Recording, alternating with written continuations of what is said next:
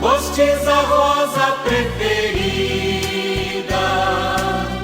ó Santa Rita de Jesus. Queridos irmãos, queridas irmãs, o segundo domingo do tempo quaresmal, ele abre para nós uma semana inteira na montanha com o Senhor.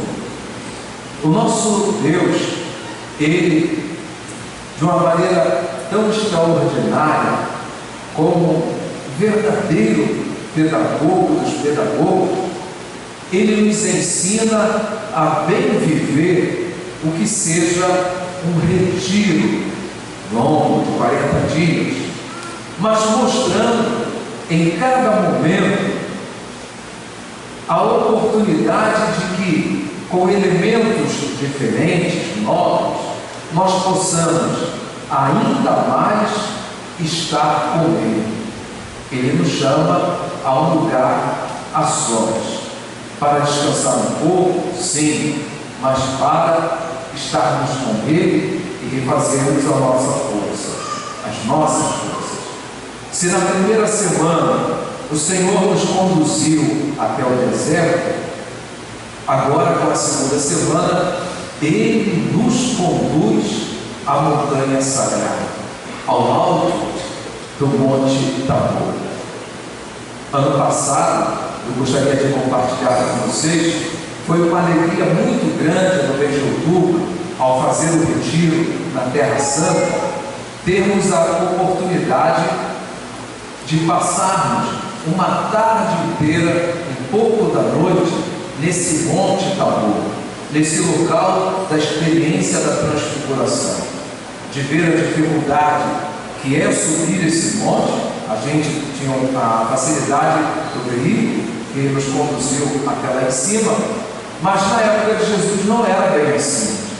E no entanto, como Ele, os nossos apóstolos, os 3 escolhidos, tiveram essa oportunidade de nem se cansar, porque o próprio Senhor conduziu cada um até aquele local e ali permitir que experimentasse a transformação do caos, o que viria logo imediato, que é a ida até Jerusalém, a transformação disso tudo numa antecipação de uma visão do que seria a glória, a alegria da vitória.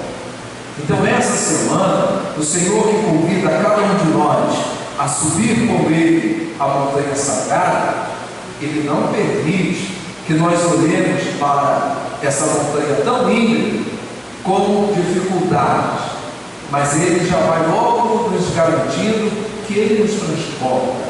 Ele é um bom pastor, nos carrega nos seus braços, nos transporta nos seus ombros, no seu ombro, e Ele só apenas deseja que nós entendamos que esse período desse retiro quaresmal, esse tempo, ele não é de uma maneira alguma para desembocar na sexta-feira da paixão. Quantos de nós imagina sempre o tempo da quaresma como a sua finalização naquele momento em que vamos consolar a Virgem das Dores, em que vamos dar um beijo para o Cristo morto no esquife, e que tudo se encerra numa procissão do enterro, quando não é isso de maneira alguma que a nossa fé celebra. Ela celebra essa passagem da morte para a vida. Ela celebra essa vitória que tem que passar pela cruz, mas que não permanece de maneira alguma. Celebramos o triunfo, a alegria dessa vitória sem igual da vida, com todas as suas manifestações sobre a morte. E então, esse convite hoje é para estarmos com Ele. E o que nos ajudará a subir essa montanha? Ontem, meditando um pouquinho sobre essa realidade, eu estava um pouco entristecido, muito chocado, ao ver o vídeo dos nossos cristãos cópicos, católicos, os 21 que foram martirizados. Não gosto de ver essa cena, essa coisa toda, mas ontem eu assim, vou olhar essa situação. A serenidade dos 21, ali ajoelhados numa praia, alguns no silêncio, outros balbuciando, se percebia nitidamente, preces, esperando o momento de render a sua alma, de entregar a sua alma a Deus, sem ter medo dos algozes. Todos obedientes sabiam que iam morrer, poderiam se rebelar para acabar logo com aquilo ali, ou até mesmo não permitir, como eles queriam mostrar ao mundo, como mostraram, mas no entanto, seguindo o que já a profecia falava sobre o Cristo, como a ovelha que levava o matador, como Cristo foi assim abatido na cruz, eles também permaneceram. Nessa realidade, então, na reflexão, eu pensava, o sofrimento, a perseguição na vida daqueles irmãos ali, como na vida de toda a igreja, ela agora se transformou também num salto muito alto nessa subida da montanha para estar com o Senhor. Não foi derrota, não foi derrubado, mas foi agora tornar como um grande elemento de se subir a montanha com o Senhor para fazer essa experiência. E quando se chega à experiência, se tem o desejo até mesmo de ali permanecer e não descer mais. Depois, em seguida, assisti um vídeo de um irmão e a mãe de um dos que ali foram martirizados, dando seu testemunho, e na grandeza de uma fé que a gente não consegue entender,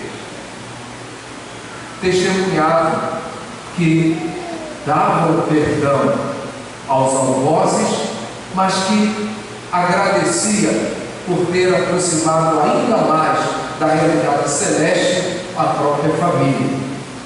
Vai entender isso? Vai entender alguém que pega o seu filho único, que a primeira leitura de hoje nos apresentou, e que leva para o altar para sacrificar a pedido de Deus, mas que a fé, a confiança, a certeza do Deus da vida leva sim a essa grandeza, a essa estatura. O Senhor impede que aquilo aconteça. A imagem da leitura mostra a que ponto chega alguém na obediência ao que Deus lhe pede, de chegar até mesmo a sacrificar aquilo que é de mais nobre, mais precioso se tem. Mas em nome desse Deus da vida, desse Deus soberano, que não deseja a morte de ninguém, que não deseja a guerra contra ninguém, mas que deseja simplesmente a paz, a harmonia, o shalom mesmo, judaico, que é toda a plenitude de graça e de bênção. Então hoje eu sou chamado em minha vida a pensar o que posso abraçar para ser o meio seguro e eficaz dessa minha subida ao Tabor, para ter essa experiência com o Senhor. O Senhor que me chama a essa oportunidade de que nessa longa caminhada não é de maneira alguma a parte do sacrifício que tem que prevalecer, mas a visão que eu tenho que ter da vitória, da garantia de ressurreição de vida que já me é oferecida, e que por isso então, por essa vitória, vale a pena eu empreender todo e qualquer sacrifício para poder estar com Ele. Assim hoje, queridos irmãos, queridas irmãs, aproveitemos essa grande chance que o Senhor nos dá, não apenas para assisti-lo numa transfiguração, mas a grande oportunidade que Ele está dando a cada um de nós nesta quaresma, de nos transfigurarmos com Ele, é a oportunidade. O mundo, com as suas ações maléficas, tem nos desfigurado, tem tirado de nós a vida, o vigor, a desfiguração. O Senhor, com a sua palavra, com o seu ensinamento, nos convida a uma transfiguração, a termos o seu semblante, a termos a sua luminosidade. E aí vai, com toda certeza, entrar para todos nós os conselhos que nos são oferecidos ao longo desse tempo: a oração intensa, o jejum, a caridade, a esmola, a oportunidade de rezarmos com mais qualidade. Indico para vocês, de manhã muito cedo, acho que está sendo às 5h30 da manhã, no Jornal Testemunho de Fé, vem dizendo o horário certo. E depois à noite, 10h30, uma reprise na Rádio Catedral, Dom Edson nos tem dado gotas de espiritualidade para o tempo quaresmal presente. Pregação de 5 minutinhos, mas que tem uma eficácia muito grande. É um caminho, é um meio. Mas a gente tem também a oportunidade de rezar a via sacra, de testemunhar a nossa fé pelas ruas do nosso bairro, com a nossa comunidade, ou na matriz, com aqueles que aqui vêm. Momento de poder anunciar essa cruz redentora de nosso Senhor, que é por esse sinal que nós haveremos de vencer. É a oportunidade de estarmos juntos. Nós não fazemos quaresma, não fazemos Semana Santa, não celebramos Páscoa de uma hora para outra. É preciso preparação. E a preparação já é a celebração do grande mistério do Senhor. É muito pobre, é muito pouco para quem deixa para a última hora a sua prática quaresmal. É muito pouco. A lei pela lei já passou. Então é preciso o coração ser mais generoso. E a generosidade, ela ser demonstrada nesse compromisso afetivo e efetivo com aquilo que o Senhor Ele nos pede. E nesse compromisso, ao longo desse grande retiro, é que a gente vai se transfigurando. E a transfiguração, ela é contagiante. O que acontece com Cristo, vê que toma os 3 ali em cima, e com certeza a nossa é para aqueles que estão ao nosso redor. Jesus não mudou Pedro, Tiago, André, não. Ele se transfigurou, mas a sua transfiguração foi capaz de mudá-los.